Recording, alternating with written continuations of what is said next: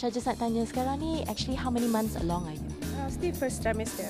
Because usually people pregnant ke first time, ada alahan. Do you have any of that?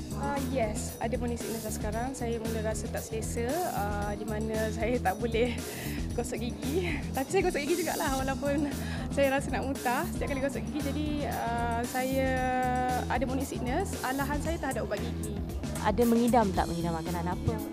Saya makan semua, tak ada masalah tentang pemakanan dan cuma I rasa macam very fatigue di mana saya setiap pagi dah tengah hari pun saya rasa nak tidur, petang nak rasa nak tidur. Macam itulah my morning sickness. And as a husband Jejai, how is he like dari segi perubahan Fasha? Dia lebih mengambil berat ke? Is he more prihatin, more romantic, more loving? He is actually very charming dan bila I pregnant of course dia akan pay more attention dekat I.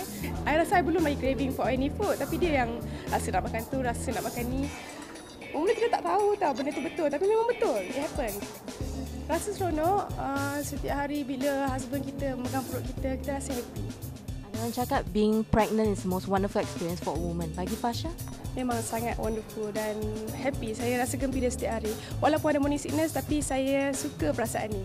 Have you ever thought lepas when you bersalin, are you going to still continue as an actress in your career atau are you going to take a break for a while? I'm going to take a break for 6 months. Lepas tu tengoklah macam mana. Kalau ada karakter yang sesuai, yang tak terlalu berat, then I ambil lah. Sebab I suka bekerja. I suka bekerja, tak suka duduk diam-diam. Nama anak dah pilih ke? Ada anak lelaki, nama anak lelaki dan ada nama anak perempuan juga.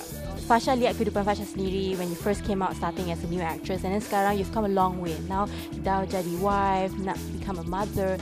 Rasa puas tak hidup tu? Alhamdulillah, saya rasa selesa dengan kehidupan saya dan I'm happy mempunyai sebuah keluarga yang sangat bahagia dan hari-hari saya happy. Alhamdulillah.